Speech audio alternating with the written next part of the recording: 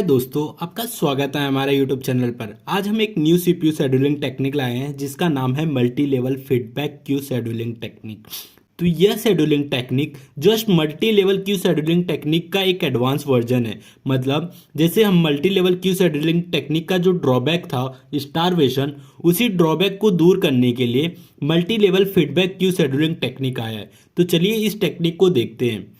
तो मैंने यहाँ कुछ पॉइंट लिखे हैं। ये पॉइंट आपको समझाने से पहले मैं इसको एक डायग्राम के माध्यम से समझा देना चाहता हूँ कि ये क्या लिखा है, तो आपको इसको समझने में काफ़ी इजी रहेगा। तो पहले हम लोग उससे देख लेते, फिर इसको वापस से देखेंगे, ठीक है।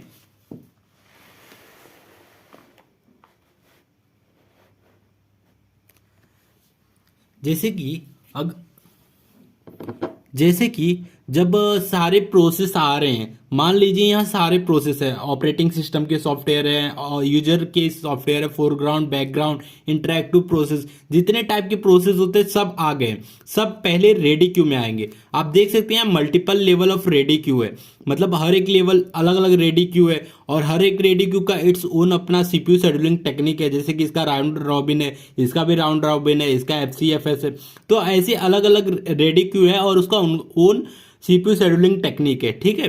तो जितनी भी प्रोसेस आ रहे हैं, जितने टाइप के प्रोसेस होते हैं, वो सारे प्रोसेस सबसे पहले first level of ready queue में आएंगे।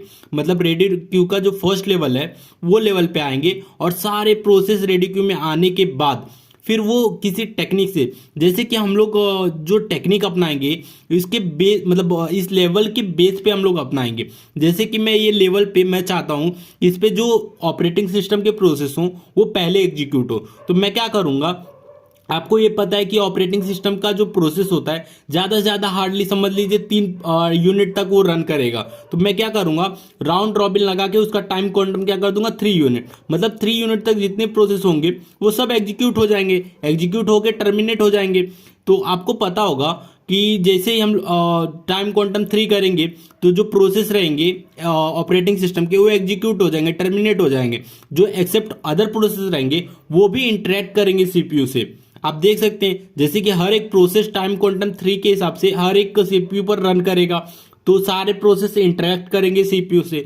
तो यही इसका मतलब फायदा है, एडवांटेज है, ठीक है। तो समझ लीजिए P1 P2 ये जो दो प्रोसेस है हमारे ऑपरेटिंग सिस्टम के प्रोसेस है।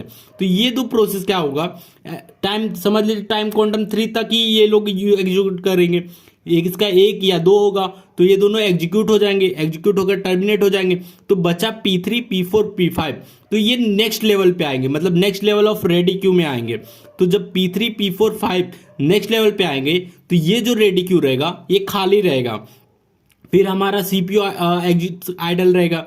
तो फिर इस रेडी क्यू में फिर हम लोग क्या करेंगे, इसके हिसाब से हम लोग, जैसे कि इसके बिहेवियर के हिसाब से हम लोग फिर एक न्यू सीपीयू शेड्यूलिंग टेक्निक अपनाएंगे। जैसे कि मान लीजिए ये इंटरेक्टिव लेवल पे मुझे बनाना है, जो भी इंटरेक्टिव प्रोसेस है वो इस लेवल पे खत्म हो जाए। तो मैं क्या करूंगा, इसका राउंड रॉबिन पहले चेक करूंगा कि इंटरेक्टिव प्रोसेस कितने देर तक है, तो टाइम क्वांटम उतने देर तक लगा के फिर वो प्रोसेस को कंप्लीट कर लूंगा। जैसे कि P3 P4 ये मेरा इंटरेक्टिव प्रोसेस है, तो मैं क्या करूंगा टाइम क्वांटम 6 लगा के ये दोनों प्रोसेस को एग्जीक्यूट कर लूंगा। तो जो बच जाएगा वो लास्ट लेवल पे चला जाएगा। तो सेम वही चीज मैंने फिर से अपनाया, सीपीयू शेड्यूल टर्मिनेट हो गया P3 P4, फिर जो नेक्स्ट लेवल आया वो P5। तो आप देख सकते हैं जब रेडी क्यू P5 में आया तो यहाँ एक ही प्रोसेस बचा है और हमारा रेडी क्यू फर्स्ट और रेडी क्यू सेकेंड ये खाली बैठा है। तो जब रेडी क्यू थर्ड अप्लाई होगा, मतलब इस पे जब प्रोसेस रेडी क्यू में आ जाएगा लास्ट लेवल पे, तो हम लोग क्या करेंगे एफसीएफएस लगा के जितने भी प्रोसेस यहाँ आए रहेंगे वो सब खत्म हो जाएंगे। तो एफसीएफएस आते ही यहाँ जितने प्रोसेस होंगे इसमें लास्ट में इसको खत्म होना ही है, क्योंकि हम लोग एफसीएफएस लगा दे रहे हैं। तो इसमें होने के बाद ये टर्मिनेट हो जाएगा, ठीक है। तो आप देख सकते हैं अलग अलग लेवल है, अलग अलग उसका सीपीयू शेड्यूलिंग टेक्निक है और हर एक लेवल पे उसके बिहेवियर के हिसाब से हम लोग उसका सीपीयू शेड्यूलिंग टेक्निक अपनाए हैं, ठीक है। तो चलिए अब अपने पॉइंट देख लेते हैं। जैसे कि multi level feedback queue scheduling technique in there are multiple level of ready queue. जैसे कि मैंने बताया हर अलग अलग रेडी क्यू है, लेवल है उनका। All type of process are admitted in first level of ready queue, मतलब जितने प्रोसेस आएंगे वो सारे first level of ready queue में ही आएंगे।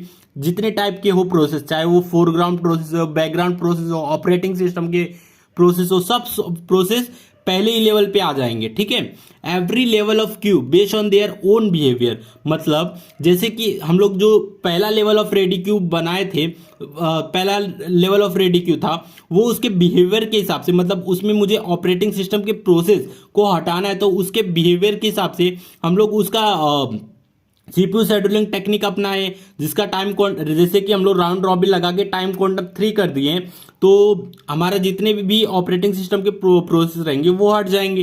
ठीक है, तो वही बोल रहा है every level of queue based on their own behaviour, if any level of ready queue process run in a CPU except that level of other ready queue will be empty. मतलब क्या बोल रहा है, जब हम लोग सेकेंड लेवल पे अगर कोई प्रोसेस रन कर रहा है, तो उस लेवल को छोड़ के ऊपर नीचे के जितने लेवल होंगे रेडी क्यू के, वो सब खाली पे रहेंगे, क्योंकि जाहिर सी बात है फर्स्ट लेवल पे कोई प्रोसेस आया है, वो प्रोसेस जो टर्मिनेट होना है वो टर्मिनेट हो जाएगा, जो बच जाएगा वो फिर पूरा प्रोसेस सेकेंड लेवल पे आ जाएगा। तो वही वो पॉइंट है, if any level of ready queue process run in a CPU except that level other ready queue will be empty. ठीक है, every level of queue has its own CPU scheduling technique, जैसे कि मैंने बताया ही था कि हर एक लेवल का अपना खुद का ओन सीपीयू शेड्यूलिंग टेक्निक है। ठीक है, तो ये हमारा पॉइंट कंप्लीट हो गया। अगर वीडियो अच्छा लगा तो प्लीज वीडियो को लाइक और हमारे चैनल को सब्सक्राइब करें।